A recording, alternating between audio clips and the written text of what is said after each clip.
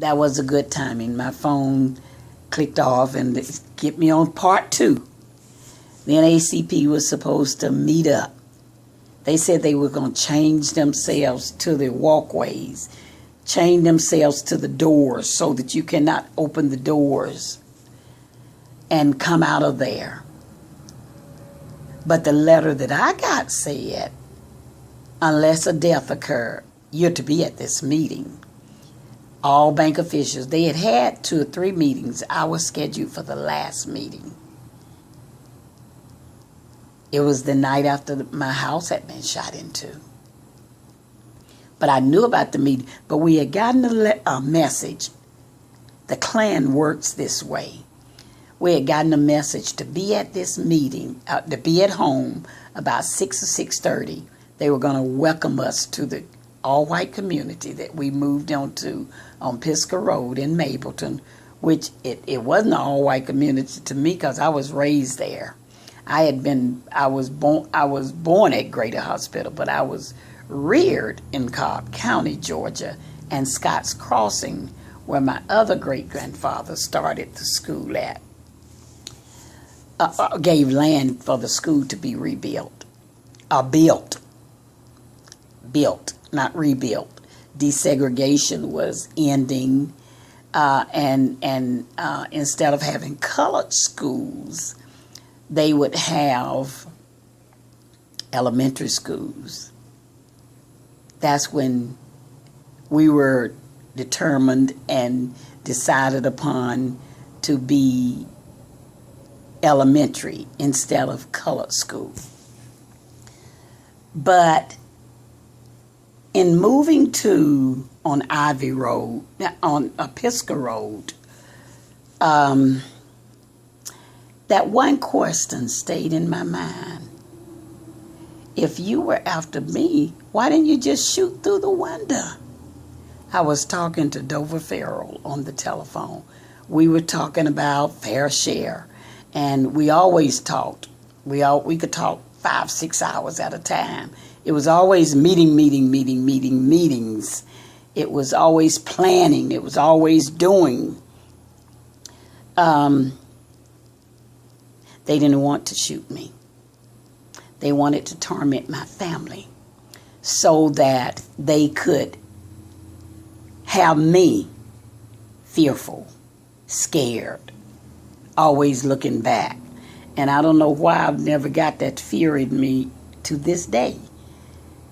I do know it was the prayers of the righteous that availeth much, that was praying for me. I had I went into a room one time. My Muslim friend took me into this room. It was a room in the house, in the dark, in the back, that you only thought would have been a closet. The police couldn't touch the unmarked guns that I saw. They said, pick which one. You don't have to move.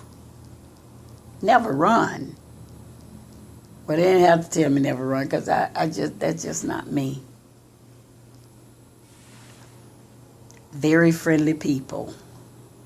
I was on the stage the first march with Farrakhan in Washington, D.C. If you go back to the videos, you'll see me on the stage standing over to the side behind him.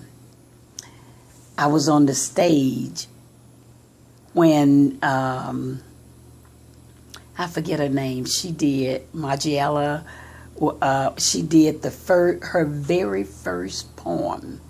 I was standing right there with her. So I was very involved. I wasn't a little involved. I was on the buses that came from Georgia to the Forsyth March. I worked with Hosea Williams, worked with Andrew Young, Hosea Williams, Tyrone Brooks, Earl Shinholster. I served as a president of the Marietta Cobb NAACP. Only for a little while until we could get that charter back in Cobb County. But due to my religious beliefs, I couldn't hold, I could only hold the position under the instructions of Earl Shinholster and Robert Flanagan, only to fight to get that charter back into Cobb County. Okay, because we needed a Cobb County branch of the NAACP. We were able to bring it in under Marietta, hold it just for a little while, change it into the Marietta Cobb, then make the change into the Cobb County branch of the NAACP. That was my job. That was my goal. That was Jerry Dodd's goal.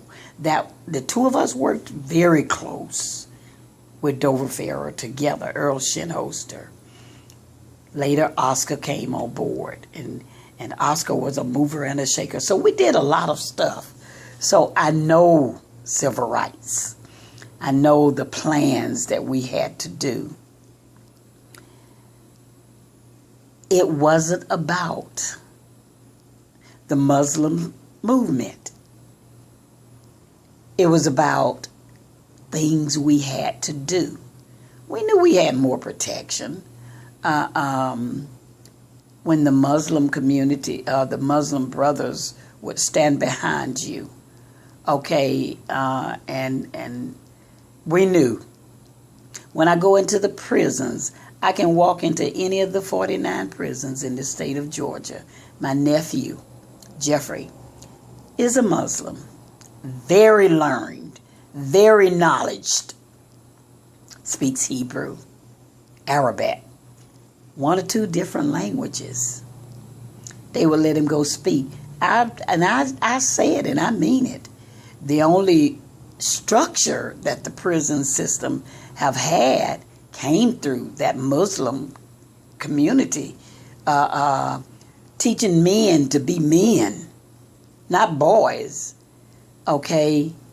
But they did it in the right way.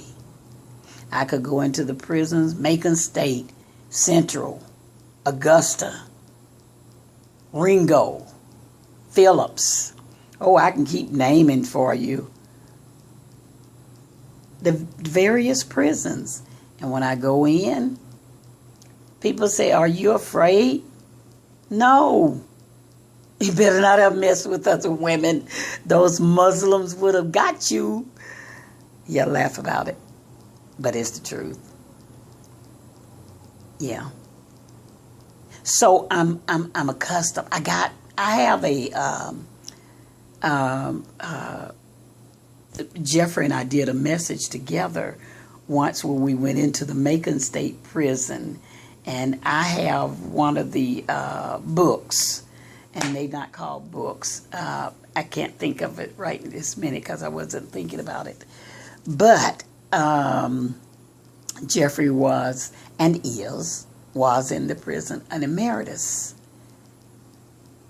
And no, I may not pronounce the words as they would, but however, he is dear to my heart. That's my nephew.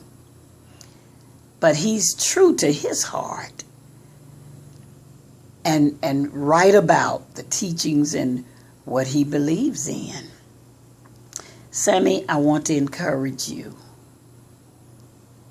to look again. That's what the theme has been. Look again. I read, trust me, I followed the former president of Kalkaska. It is a white area. It is an upper class white area. As most states have areas like that. Lynchburg is an area that this is a predominantly white area. Religious area. Kalkaska is that. You don't find black folks in positions up there. It's just, and I've never lived in Michigan, so I don't know that much about it. But trust me when I tell you, yes, the former president made slurs about the race, about the Muslim community. That's between him and those Muslim communities. But this battle This murder isn't about him. Isn't about him. He started his war. The president of the mayor up in Kalkaska over in 2016, over a year and something before the death of our nephew. Yes, his message may have been into the hearts of a few of them, but the powerful of them came forth, those citizens, and voted his behind out of office. They got rid of him. It's something when white people clean up their community. When they clean house, it's different. Let's be real. We be talking and they be doing. They be making changes.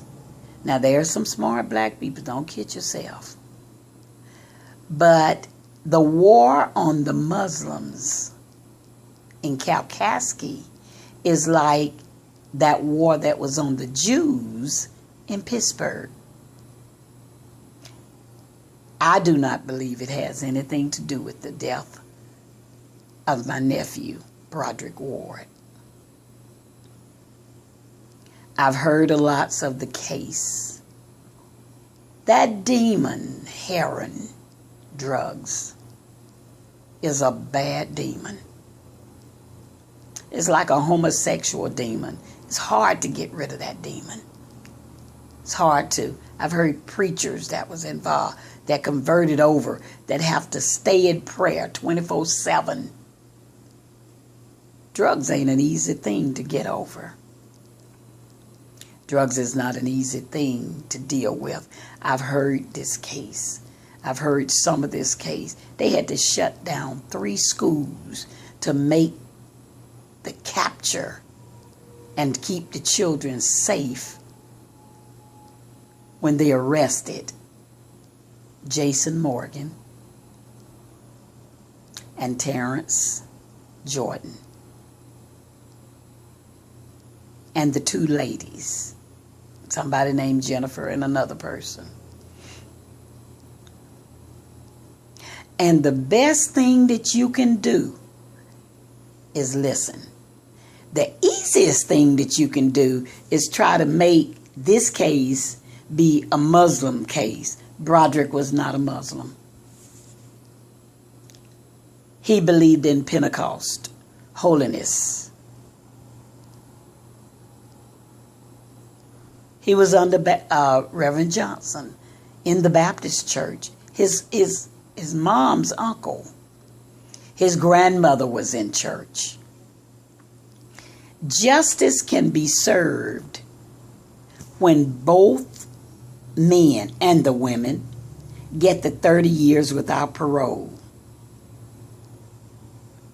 under the open murder case. I know they don't have death penalties in Michigan, okay, but the 30 years without parole is a long time. If one now where race can come involved in this situation is if Terrence, the black guy, get 30 without parole and Jason gets 30 with parole. They've divided the 2 cases up. Jason actually is trying to walk. You don't want that to take place. He's the organizer of the case, the drive-by shooting in Detroit, where corrections allowed him to leave the jail. Spoke on his behalf that he's a heroin addict.